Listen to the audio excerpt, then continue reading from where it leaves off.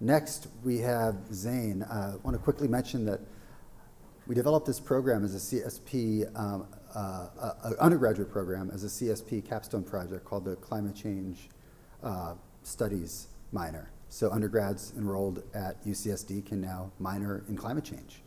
And I teach a class in that major, CCS 123, and it's cross-listed for graduates and undergraduates. And Zane took that class this year, and it's really, you know, when you teach a class, like often you just like lecture and assign papers and have discussions and stuff, and it's, you know, it's cool, it's fun, I like teaching. But when you have a student in the class, it's like, and it wasn't just Zane, it was another MBC, two other MBC students too. A class where you have like 3 graduate students and 18 or 19 undergraduate students.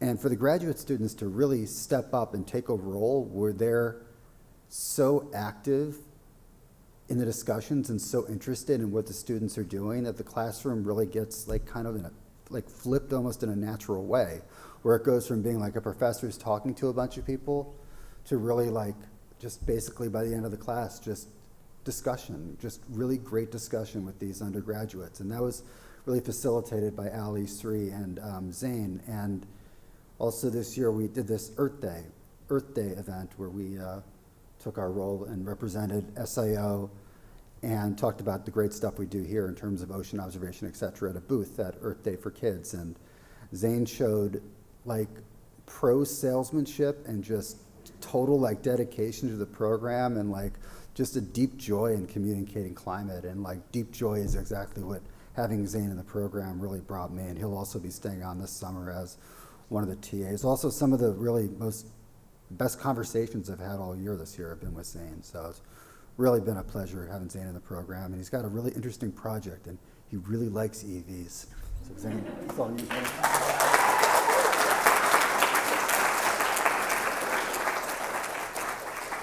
Hello, everyone. Hopefully I can bring a little bit more of this joy to you in the form of this project. All right.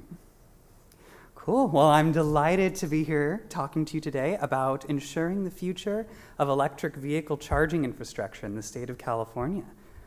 Let's get right into it. A little overview of what we'll be covering. I'm a good history major, so we're going to start in the past, and we'll bring it to the present and what we're doing now. So, to start, a pop quiz. I know, exactly what you all wanted. I'll just have you raise your hand to see which answer you would like to choose. Which of these is referred to as the golden age of electric cars? Who thinks it is A, the late 19th century, post-Civil War?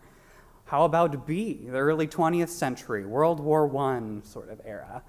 All right, C, late 20th century, post-World War II? And how about D, early 21st century, where we're sitting right now? Fantastic. Well, let's see if you got it right. The correct answer is B, the early 20th century. EVs were actually the most popular form of vehicle at this time. Their gas counterparts were comparatively noisy, dirty, and difficult to operate. Thomas Edison, who you can see right here with his hand on the wheel arch, Mr. Electricity himself, believed that this was going to be the future of transportation. Unfortunately, that did not transpire. His automobile was put into obscurity by Ford's Model T, which I think he probably took as a personal slight, because they were actually very good friends. They lived right across from each other. History eventually also repeated itself in the 1990s. GM introduced an EV called the EV1 that they pushed into obscurity themselves through self-sabotage, taking it off the roads, recalling them, and crushing them. So why EV charging? Well, if we're going to combat climate change effectively, then we're going to need a new golden age of electric cars. Transportation is currently the largest polluting sector in both the United States and the state of California. And we're already sort of rolling on this. If you peek out those curtains on the top floor, you'll see a bunch of EV charging stations, and I can almost guarantee you it's not empty right now. In addition, we're expecting that it's possible that we could have 50% of cars on the roads being electric by 2050. So we need to start building up infrastructure for that. The thing that actually got me started on this project was a discussion with one of my advisors, the president of the National Electric Vehicle Association, Elaine Borseth, who told me about this one feature of the California Building Code in which all new single-family homes have to be fitted with EV charging capability, but only 10% of charging in multifamily dwellings, apartments, condos, has to be fitted with the same. So if we're going to have an electric future, then we really need to start acting like it. And by start acting like it, I mostly mean start legislating like it. That's going to be one of our chief tools to make sure that we make this transition. My project looks specifically at Assembly Bill 1738. We'll go more into that in a minute. Another important factor of the transition is making sure that charging is equitable, that everybody can have access to charging infrastructure, because there's no function in only making sure that some people have access to charging infrastructure. If only some people adopt EVs, then we're not going to be making it out of this climate crisis mess. Another great way we can do this is to also fund research and development for these private companies. So some of the goals of my project, of course, the ultimate goal, make sure AB 1738 passes. My report is in the form of a white paper that will go to the legislators reviewing this, hopefully convincing them that this is something worth tackling. But other focuses include making equity a staple of these policies. Traditionally, in the United States, technologies will start just at the very top and then eventually disperse throughout the society. We do not have that sort of time when it comes to climate change, so we need to start doing this now. We have to research methods for increasing this ownership, making things more cost-effective, etc. And hopefully, eventually, we'll be able to expand this to a national level, but we'll cross that bridge when we get to it. It's been difficult so far. And of course, primarily, I want to get all of you excited for the future of transportation. It's a revolution. So, to start, I actually went to Long Beach this last weekend to attend Industry Day at the Electrify Expo to see what exactly the industry had planned. So here are a few neat things I found. This is SparkCharge's Roadie. It is a portable DC fast charging device, and the service also comes with a service called Currently, which is basically an Uber sort of service for your EV. Someone will come to you with the Roadie and charge up your car wherever you are, so long as you're in the service area. Additionally, if any of you saw the Kia Super Bowl commercial this year, they had this robo-dog following the EV6, and at the end of the commercial, the dog gets charged up again using energy from the car. This is bidirectional charging, and it can have numerous different applications. Ford's F-150 Lightning truck also has bidirectional charging. That can be used for tools or powering a house in a case of an outage. So many other possibilities. Additionally, induction charging.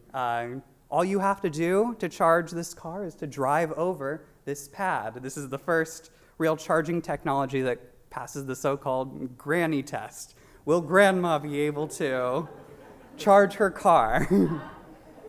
And with something like this, yes, you can. Some other things that were focused on during this convention were the reliability of these chargers. As this improves, costs are going to start coming down. And another main focus at the convention was just making sure people are informed about these different kinds of technology, which is why I found it terribly ironic that every time I brought up AB 1738 to someone in the charging industry, they had no idea what it was. So this is it, AB 1738. Of course, I'm not going to make you read all of that. I'll break it down for you. So what it requires is a change to the California building codes, which makes it so things that are considered cost-effective trigger points, hotels, motels, and multifamily dwellings like condos and apartments, have to install new charging infrastructure when they are doing a retrofit or a renovation. It also commands the Department of Housing and Community Development to put research into EV adoption and to use that research in application when writing their next set of building codes. It also set out to develop a standard specifically for retrofits. As I mentioned before, the current standards only apply to new buildings.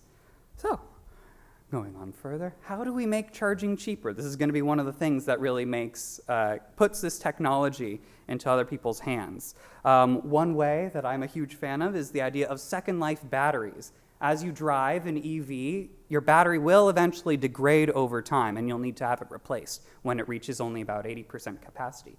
One of the things we can do with that is take those from cars, refurbish them, and then apply them in different places. Here in this photograph, you can see it's used in a battery energy storage system that's taking in energy from renewable energy and dispersing it to the grid. Well, another way we can do that is attaching those to charging stations. Additionally, we can start bringing down costs by integrating renewable energy systems with these charging stations. This photo up top is a product of Beam Global. It's just the array. There isn't actually any charger attached to it. You can attach any kind of charger that you like, and it's not connected to the grid at all. It doesn't have to be. It gets all of its energy from that solar panel and charging or a battery system. Other things we'll be able to do to keep costs low is to only use the energy we need. Some of the ways we can do that is with adaptive charging and using a charge controller, as you can see here, only giving each car the right amount of juice. And finally, of course, investing in these companies and making sure that they are successful. Back to Second Life batteries for a little bit. I stumbled across this fascinating study from a group of researchers in Michigan who found that use of Second Life battery systems could reduce the levelized cost of energy on average between 12 and 41%. Of course, this varies from location to location. Some of these different scenarios include things like solar panels that'll vary from place to place. But you can see, like in places like Phoenix and Los Angeles, the levelized cost of energy dips significantly when you include a Second Life battery system. This was the ultimate finding of the paper, what they recommend of each of these scenarios for each city. You can see, like Phoenix, C4, the scenario that only has batteries and solar panels, is the best at every power level. Basically what that's saying is in Phoenix, it is less costly to just never hook up your charging systems to the grid at all. All you need is a solar panel and a battery energy storage system. LA, it's similar, where every single of the preferred scenarios involves a Second Life battery system. Speaking of LA is a wonderful case study for why it's important to make sure that this build-out is equitable and the sort of impact that it'll have. It's no secret that pollution disproportionately affects underserved communities throughout the US, especially in Los Angeles. Things like smog, ozone, particulate matter 2.5 causes a wide range of respiratory problems, asthma, chronic bronchitis, lung cancer, etc. And of course, Latino, Black, Asian, and low-income communities are bearing the disproportionate brunt of this. I'll show you more what I mean in the next slide. But keep in mind that a Second Life battery system is going to knock off a huge portion of the cost of energy, making this more viable for the entire city. And this is Los Angeles a la 1939. My colleague Lisa mentioned earlier the practice of redlining, in which in New Deal America, funds for purchasing property were only given to certain areas. Areas in green were far more likely to get funding than an area in red, who likely would not get any. And one of the sort of consistent themes of what made an area green or red is whether it was whites only or not. And you can see there is a significant amount of particulate matter 2.5 pollution in communities that were marked as red in 1939. Chinatown with 211% above average particulate matter 2.5. That's hurting a lot of people. But even communities like Beverly Hills are above the average in the state. So if you want to do something about this, you can't just shove all of the charging infrastructure into Beverly Hills and expect it to even dip below the state average. You need to make sure that they are in every single one of these communities. And once you do, a large source of that particulate matter 2.5 just vanishes. So in conclusion, better EV infrastructure is going to be the key to making sure electrification is viable. Instead of just, putting EV chargers where the EVs already are, we need to make sure the infrastructure is built out so that everybody can reasonably afford to own an EV. There are a whole bunch of new technologies coming down the pipeline. Battery technology is becoming better. They're more energy dense. There's going to be different sources. If we manage to refine the process of second life battery refurbishment, that will bring down costs even further. And then, of course, we need to put public funding into these ventures because the future is electric. And if you agree with me about that, I highly, highly encourage you to scan the QR code on the screen. It'll take you to the state's contact page. You can find your state senator and the governor's contact information. Let them know that you'd be interested in having resilient and robust EV charging infrastructure. Thank you all so very much.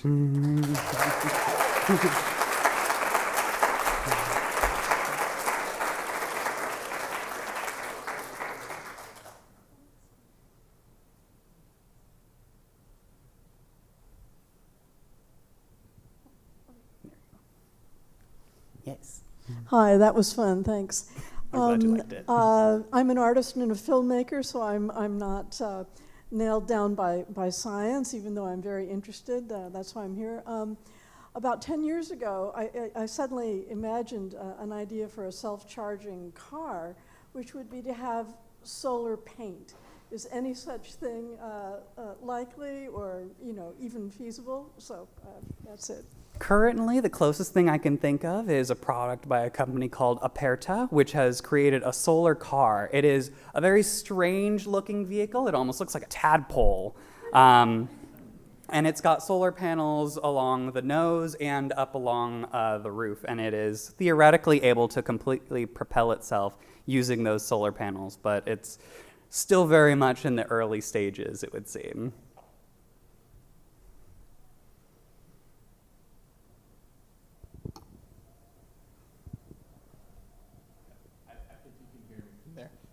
The people at home can't, though. Gotcha. Did you see anything about like Second Life batteries too much at Industry Day, or where were they at on that? Only one person even used the word Second Life battery at Industry Day, even then, it was just sort of in passing. It was the Mr. Tbilisi, the head of electrification for Volvo, mentioned it. That was all I heard about it. So I don't know. I did speak with some people at Industry Day and invite them to this. So if you are watching, Second Life batteries.